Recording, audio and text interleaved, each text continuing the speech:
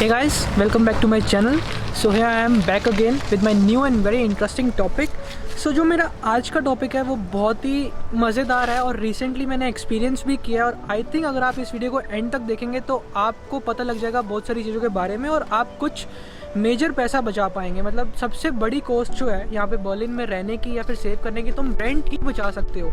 और तो तुम चीज़ें सेक्रीफाइस कर नहीं सकते, बट रेंट अगर तुम्हारा कम है तो तुम बहुत अमाउंट बचा लेते हो। तो जब मैं एज अ स्टूडेंट यहाँ पर आया था तो मैं भी आप लोगों की तरह बहुत ढूंढ रहा था, अपार्टमेंट्स नहीं मिलते। बर्लिन में किसी ने सही कहा है, जॉब ढूंढने से ज़्यादा मुश्किल घर ढूंढना है, और मैंने ये एक्सपीरियंस करा है और आई थिंक ये बिल्कुल सही बात है। बट लकीली मुझे उस टाइम पे काफ़ी सारे रूम्स ऑफ़र हुए और जो यहाँ पे नॉर्मल रेट होता है ना रूम का, वो अगर तुम शेयरिंग में रह रहे हो तो 350 to 400 होता है कि एक बंदा 350 तक 300 तक पे कर रहा है। मतलब एक रूम का 600 या 700 मिनिमम कॉस्ट होता है और मेरा बजट भी यही था कि मैं इतना पे करूँगा। उसके बाद मुझे एक रूम ऑफ़र हुआ जिसकी कॉस्ट थी I think 300। I was shocked पहले तो और लगा स्कैम भी हो सकता है, बट उस लैंडलॉर्ड ने मुझे बोला कि व्यू करो आके। तब मुझे लगा कि नहीं यार, बंदा बुला रहा है तो सच्चा भी हो सकता है। तो मैं गया, घर बेसिकली बिल्कुल नया था, पेंटिंग वेंटिंग चल रही थी, बिल्कुल अच्छा था, लैंडलॉर्ड भी बहुत अच्छा था। उसने मुझे रूम दिखाया, अच्छा 35 स्क्वायर मीटर का रूम था, आई थिंक बहुत बड़ा रूम था। और मुझे उसने बोला कि यस 300 यूरो इंक्लूडिंग एवरीथिंग। तो मुझे लगा यार ये तो मेरी किस्मत चमक गई, बहुत ही अच्छा रूम है। तो मैंने कहा ठीक है, मैं बिल्कुल इमीडिएट मूव करना चाहता हूँ, तू मुझे बता दे कि फर्नीचर कब डालेगा।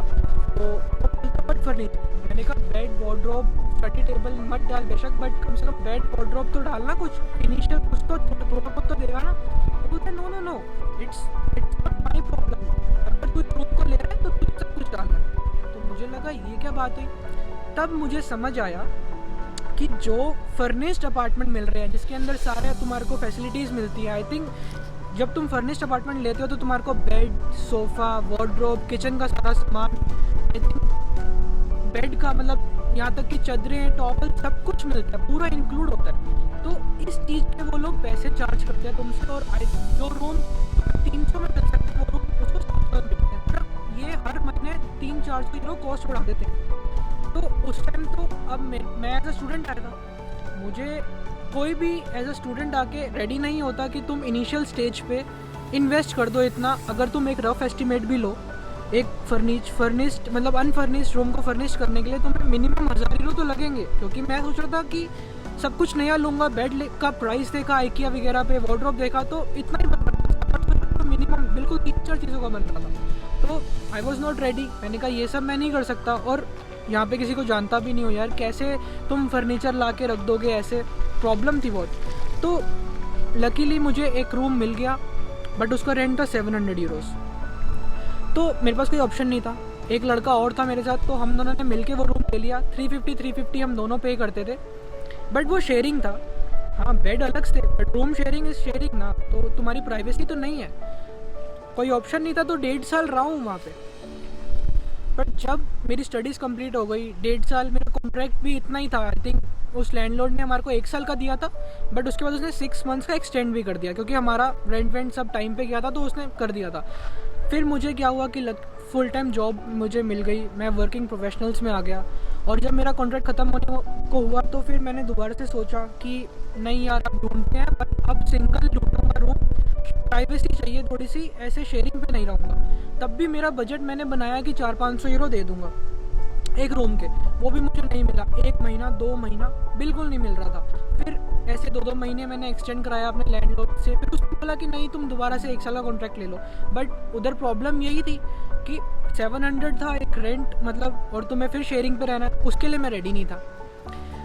तो फिर मैंने अपने जर्मन कलीग से बात करी, यूरोपियन कलीग से बेसिकली मैंने बात करी जितने भी थे। तो मैंने पूछा यार कोई घर वर है तो बताओ, तुम कितना पे करते हो ये सब। तो उधर मुझे पता लगा कि 2 बेडरूम अपार्टमेंट के वो लोग, मतलब बेसिकली अगर कोई कपल है 2 बेडरूम ले रहा है तो वो सिर्फ 500 या 600 यूरो पे कर रहे हैं। तो मैं सोचता था कि यार हमें 500 में भी रूम नहीं मिल रहा, और वो लोग जो है 500-600 में पूरा घर का दे रहे हैं। मतलब एक लिविंग रूम, 2 बेडरूम, या फिर एक लिविंग रूम, 1 बेडरूम, किचन, तुम्हारी वॉशरूम, छोटी सी लॉबी, बालकनी भी होती है। मतलब काफ़ी अच्छा 60 मीटर स्क्वायर का अपार्टमेंट तुम्हारे को वो इतना कम पे करते हैं। तो थोड़ा सा और सर्च आउट करा, उनसे बातचीत करी, तो एट द एंड ये पता लगा कि अगर तुम फर्निश्ड अपार्टमेंट ले रहे हो तो उसका कॉस्ट मिनिमम है यही 1000-1100 मिनिमम है 2 बेडरूम का।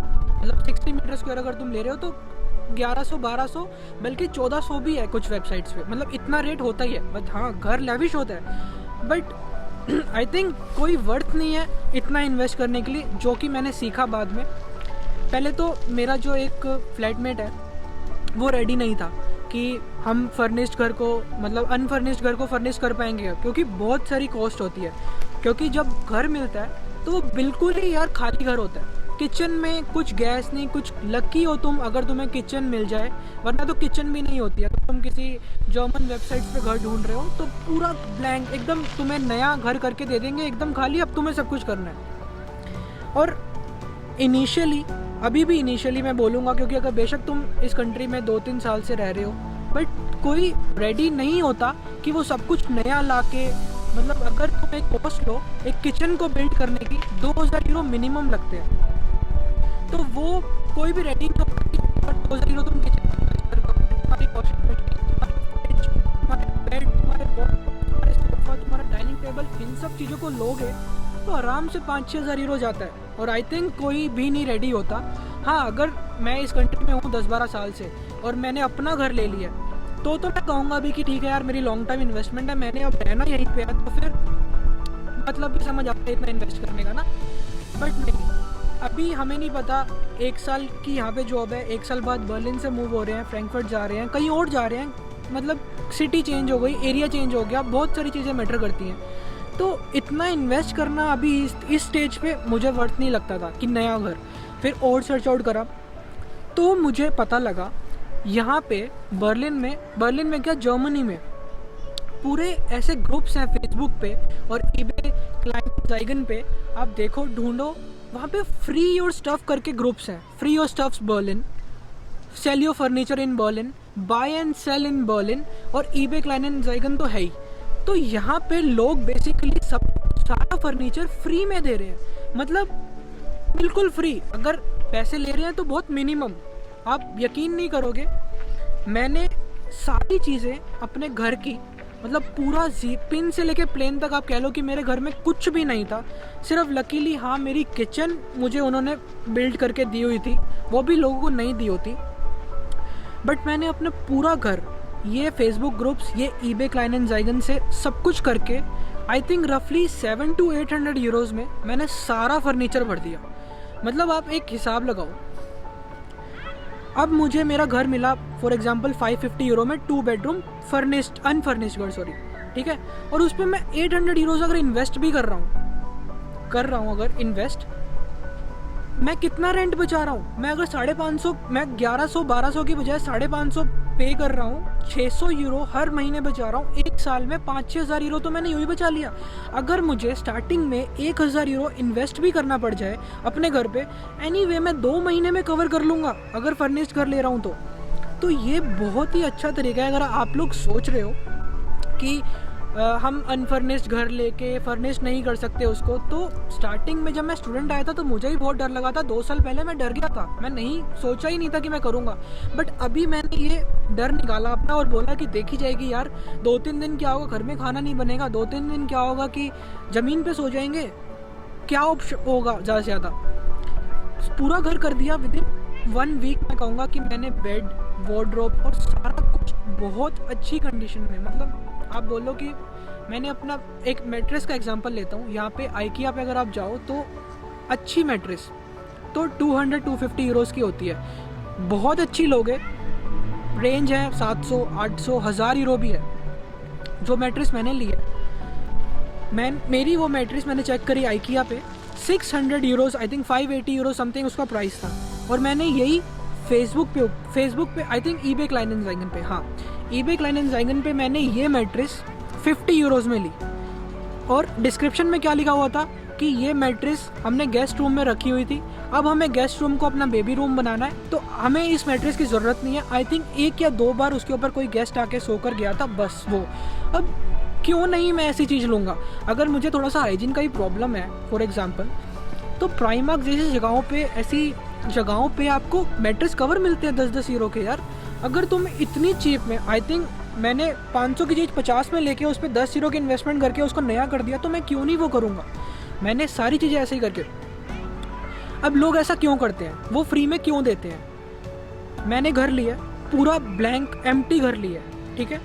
2-4 साल बाद जब भी मैं घर छोड़ के जाऊँगा तो मैंने जैसा घर लिए एज इट इज़ वैसा ही घर देना है। तो ऐसे ही मेरी तरह भी लोग होते हैं, उन्होंने घर लिया, फर्निश करा, बेशक उन्होंने जैसा भी नया फर्नीचर लिया, अगर मेरी तरह थोड़ा स्मार्ट है तो उसने सेकेंड हैंड फर्नीचर लिया, तो अब उसको जाना है तो उसको अपने लैंडलॉर्ड को वैसा सामान छोड़ के नहीं जाना है। अगर उसने वैसा करा तो वो उसके डिपॉजिट में से जो वो सामान को उठा के फेंक कर आएंगे कहीं पे, उसको 300 यूरो को करता है, लैंडलॉर्ड काट लेते हैं इतने। तो कोई बेवकूफ़ी होगा कि सामान भी छोड़ के जा रहा है, ऊपर से उस चीज़ के 300 यूरो भी पे कर रहा है, वो तो बहुत बेवकूफ़ी है। तो लोग क्या करते हैं, बोलते हैं urgently I am moving out from this country, please आओ मेरे घर से सामान लेकर जाओ। मुझे नहीं पता, प्रॉब्लम ट्रांसपोर्टेशन की है। मेरी केस में मेरे पास लाइसेंस है, मैं एक दिन में बनाता था कि आज मुझे यहाँ से ये उठाना है, ये उठाना है, ये उठाना है। एक दिन फ्री लिया, गाड़ी उठाई रेंट पे, गाड़ी में सामान डाला, अपने घर पे रख दिया। अगर तो मेरे पास मेरे नए घर की चाबियाँ हैं तो मैं उसमें जाके रख दूंगा, ईजी, बिल्कुल ईजी। बट मैंने क्या करा, मैंने छोटी छोटी चीज़ें जैसे स्टूल्स हो गए, चेयर्स हो गए, डाइनिंग टेबल हो गया, स्टडी टेबल हो गया, ये सब लाके अपने घर में, जिसमें मैं पुराने घर में रहता, उसमें सारा सामान लाके रखा। और एक ट्रांसपोर्टेशन वाले को एक दिन का मैंने आई थिंक 200 यूरो दिया। वो मेरे घर आया, उसने सारा सामान उठाया। 200 यूरोज़ भी उसने क्यों लिया, क्योंकि जो मेरा नया घर है उसमें 4th फ्लोर पे मैं रहता हूँ, लिफ्ट नहीं है। तो इस चीज़ का 3 लेबर आई, उन्होंने 200 यूरो लिए। 2 घंटे में मेरे पुराने घर से मेरे नए घर में सारा सामान रख दिया, जहाँ जहाँ मुझे चीज़ें चाहिए काम मैंने करवा दिया। अब अगर आपको उनसे असेंबल भी करवाना है, मतलब यहाँ पे क्या होता है कि चीज़ें डिसमेंटल मिलती हैं, मतलब आइकिया से भी आप नहीं भी लोगे तो पूरी पैक होके ऐसे आती हैं, इतने से पैकिंग में आपको डाइनिंग टेबल दे देंगे, उसके अंदर सारा कुछ होगा, छोटे छोटे टूल सब कुछ। वो तुम्हें एक मेन्यू होता है, मतलब गाइड बुक होती है, उसको तुम देख देख के सब कुछ कर दो। ऐसे ही कई बार होता है कि तुम कर लेते हो यूट्यूब पे देख देख के, अगर तुम्हें समझ नहीं आ रहा, कई बार होता है तुम उसको ब्रेक भी कर देते हो। अगर आपको ये रिस्क भी नहीं लेना तो जो ट्रांसपोर्टेशन वाला है उन सबको ये काम आते हैं। तो आप उन लोगों को ही बोलो कि मेरा सामान उठाओ, वहाँ पे रखो, उसको बना भी दो सारा जोड़ जाड़, उनके पास सारी मशीन्स होती हैं। वो आपसे 50 यूरो फालतू ले लेगा यार, 200 की जगह 250 पे कर दो, सारा सामान आपका हो गया। आपका वार्डरोब, आपका बेड, आपका डाइनिंग टेबल, आपका स्टडी टेबल, आपकी वॉशिंग मशीन, ये सब चीज़ें।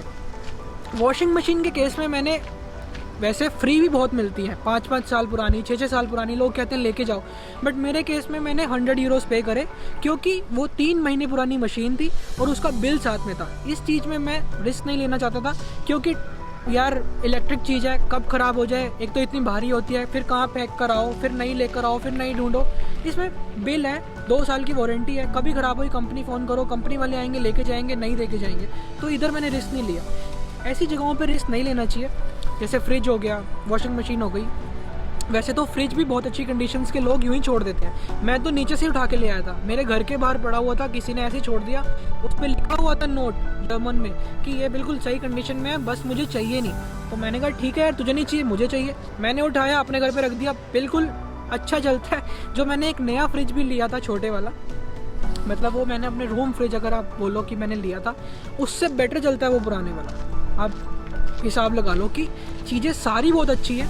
सेकंड हैंड सिर्फ कहने को है, ये इंडिया वाला सेकंड हैंड नहीं है कि इसको चीज़ों की माँ बहन हुई पड़ी है, ऐसा कुछ भी नहीं है। बिल्कुल टॉप नॉक कंडीशन होती है और बस आपको जाना है और लेकर आना है, बस इतना है। तो बहुत ही आसान है यार, ये आप देख सकते हो। फेसबुक ग्रुप्स जैसे है sell your stuff in Berlin, sell your furniture in Berlin, free your stuff in Berlin. ऐसे जब आप ये 3-4 ग्रुप्स को सर्च करोगे तो आपको और भी ग्रुप्स दिखेंगे सिमिलर। तो आप बस जाओ, 2-3 दिन ढंग से एक्टिव रहो, वहाँ पर सर्च करते रहो, कांस्टेंट रहो, देखते रहो। जैसे ही कोई चीज़ चली उसको PM कर दो, लिख दो PM सेंड, मैसेज कर दो, hi I am interested in your this item, मैं आज आ सकता हूँ, मैं कल आ सकता हूँ। एक अपॉइंटमेंट फिक्स कर लो। वो इतने अच्छे होते हैं, अगर आपने उनको पहले मैसेज कर दिया तो वो आपके लिए चीज़ में रिजर्व कर देते हैं कि ताकि अगला बंदा उसको मैसेज ना कर पाए। आप भी कोई चीज़ देखोगे, आपको पसंद आ रही है और उसके ऊपर डिस्क्रिप्शन में लिखा हुआ है कि रिजर्व्ड, ऑलरेडी रिजर्व, मतलब कोई आ रहा है उसको लेने के लिए। और ये कमिटमेंट के बहुत पक्के होते हैं यार। अगर एक बार इन्होंने कर दी और आपने बोला कि मैं कल आ रहा हूँ, कोई आज भी लेने आएगा ना तो ये प्रेफर करेंगे आपको, क्योंकि आपने पहले बोला हुआ है। तो it's very easy guys. Starting की इन्वेस्टमेंट है कुछ अप टू 1000 यूरो मैक्सिमम। आप अपने घर को पूरा अनफर्निश्ड घर को फर्निश्ड कर सकते हो। मैंने किया है तो आई थिंक कोई भी कर सकता है। तो आई थिंक इस वीडियो से आपको बहुत हेल्प मिली होगी। Thanks for watching this video guys. और अगर आपको चाहिए कि कैसे इन ऐप्स को यूज़ करना है, कैसे एक्टिव रहना है, या फिर मैं अपने घर का ही टूर करा दूंगा यार आप लोगों को घर का, कि ये चीज़ मैंने ऐसे इतने प्राइस की लिया, और आपको एस्टिमेट भी दे दूंगा, आप देखोगे अपनी आंखों के सामने कि यहाँ सच में की है, तो मैं उस पर भी वीडियो बना दूंगा। तो अभी के लिए तो bye guys, thanks for watching this video, see you soon.